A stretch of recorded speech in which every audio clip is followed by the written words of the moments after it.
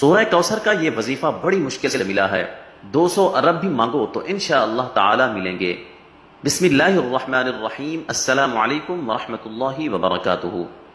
محترم ناظرین کرام، آج آپ کو سورہ کوثر کا ایک بہت ہی نایاب اور مجرب وظیفہ بتا رہے ہیں۔ آپ نے یہ وظیفہ صرف اور صرف 3 دن کرنا ہے۔ صرف 3 دنوں کے اندر اندر آپ کی جو بھی بڑی سے بڑی حاجت ہوگی، جس بھی مقصد کے لیے آپ اس وظیفے کو پڑھو گے، آپ کا وہ مقصد انشاءاللہ 3 دنوں کے اندر اندر پورا ہو جائے گا۔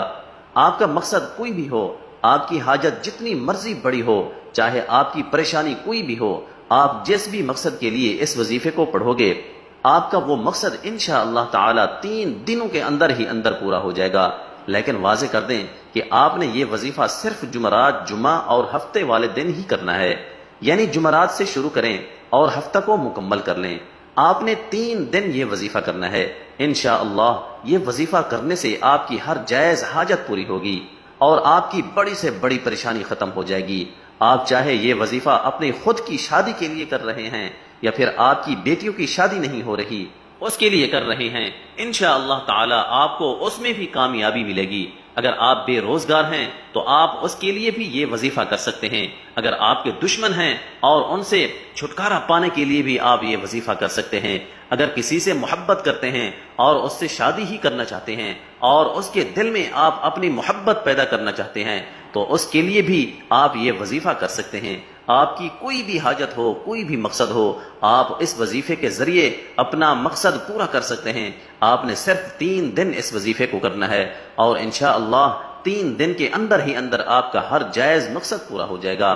اس وظیفے کو شروع کرنے سے پہلے درود شریف لازمی پڑھیں۔ درود شریف آپ ہمیشہ ہی ابراہیمی درود شریف پڑھا کریں۔ آپ نے وظیفہ کس طرح کرنا ہے؟ آپ نے سورہ کوثر پڑھنی ہے۔ تمام مسلمان اچھی طرح جانتے ہیں کہ سورہ کوثر قرآن پاک کی سب سے چھوٹی سورت ہے۔ اس کی 3 آیتیں ہیں اور یہ قرآن پاک کے 30ویں پارے میں ہے۔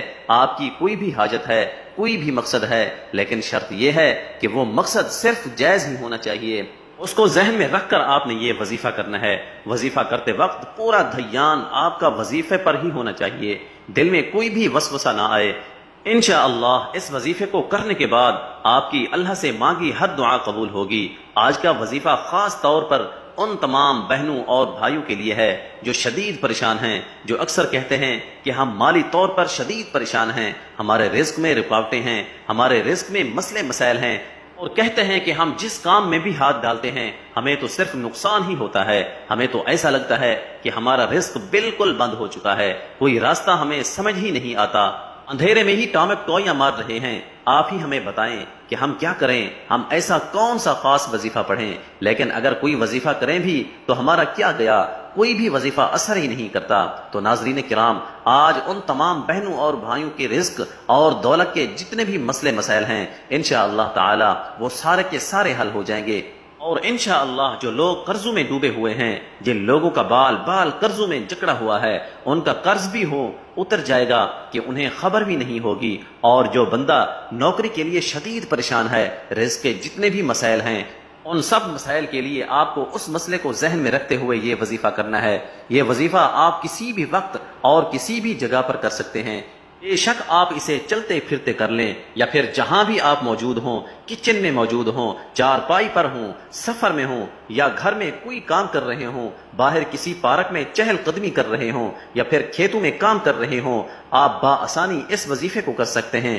اس وظیفے کو پڑھنے کے لیے وقت کی بھی کوئی پابندی نہیں ہے، کسی بھی وقت آپ یہ وظیفہ کر سکتے ہیں۔ کام کر رہے ہیں، دن رات، صبح شام، بارش میں یا آندھی میں، غرض آپ ہر وقت کر سکتے ہیں۔ اگر آپ نوکری پر ہیں تو آپ اس سے مزید بہتر اور مزید اچھی نوکری چاہتے ہیں، یا نوکری پر آپ کے کسی سینئر کے ساتھ مسئلے مسائل چل رہے ہیں اور آپ چاہتے ہیں کہ میں ہی کامیاب ہوں، اس کے لیے بھی آپ یہ وظیفہ کرنا چاہتے ہیں، یا کسی بھی رزق کے مسئلے کے لیے آپ یہ وظیفہ کریں، لیکن اس مسئلے کو ذہن میں رکھتے ہوئے ہی یہ وظیفہ کریں۔ آپ کو اس عمل کو کرنے سے پہلے نیت لازمی رکھنی ہے کہ مجھے فلاں قسم کا کام ہے اور مجھے اتنی رقم مل جائے، انشاءاللہ تعالی اللہ پاک آپ کو اس سے کئی درجہ زیادہ عطا کر دیں گے۔ ناظرین کرام، اس وظیفے کے اتنے فائدے ہیں کہ کسی نے جب بھی یہ وظیفہ کیا اس کے فوائد اس کو اتنے ملے کہ اس نے پھر اپنی زندگی میں کبھی یہ وظیفہ چھوڑا ہی نہیں، اور پھر اس نے آنے والی ساری زندگی مستقل یہ وظیفہ کرنے کی عادت بنا لی،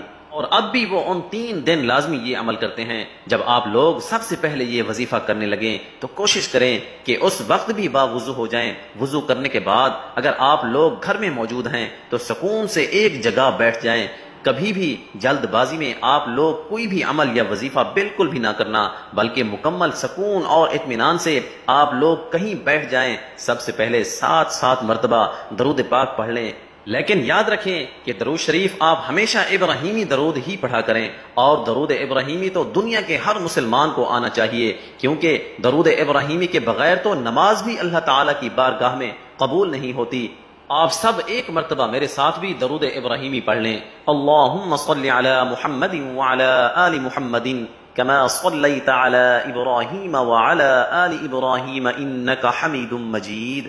اللہم بارک علی محمد وعلی آل محمد کما بارکت علی ابراہیم وعلی آل ابراہیم انک حمید مجید۔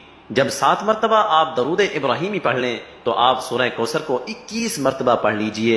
انا اعطیناک الکوثر فصل لربک وانحر ان شانئک هو الابتر۔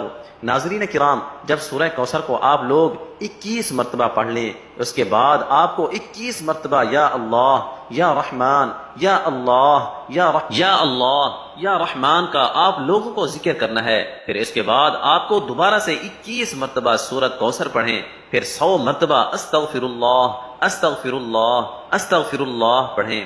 اس کے بعد آپ کو آخر میں دوبارہ یا اللہ یا رحمان یا اللہ یا رحمان یا اللہ یا رحمان کا 21 مرتبہ ذکر کرنا ہے۔ لیکن اگر اس کی تعداد کچھ اوپر بھی ہو جائے تو کوئی مسئلہ نہیں، لیکن کم سے کم 21 مرتبہ آپ کو یا اللہ یا رحمان کا ذکر لازمی کرنا ہے۔ اس کے بعد آخر میں آپ لوگ 7 مرتبہ درود پاک پڑھ لیں۔ اس کے بعد آپ کو دعا مانگنی ہے۔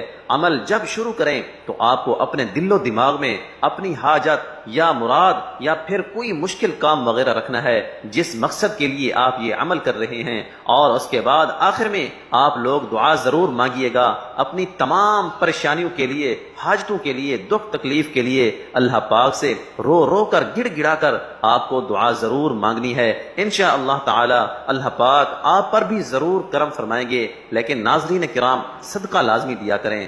صدقے سے مراد ایسے محتاجوں اور ضعیفوں کو جن کی کہ کوئی کمائی نہ ہو اور نہ ہی جن کا کوئی کمانے والا ہو۔ صدقہ کے لیے بہترین یہ ہے کہ آپ اپنے قریبی ارد گرد کے ہمسایوں پر نظر دوڑائیں تو آپ کو کئی گھرانے ایسے نظر آئیں گے کہ جن کے پاس کچھ بھی نہیں ہے، لیکن وہ پھر بھی کسی دوسرے کے آگے ہاتھ نہیں پھیلاتے۔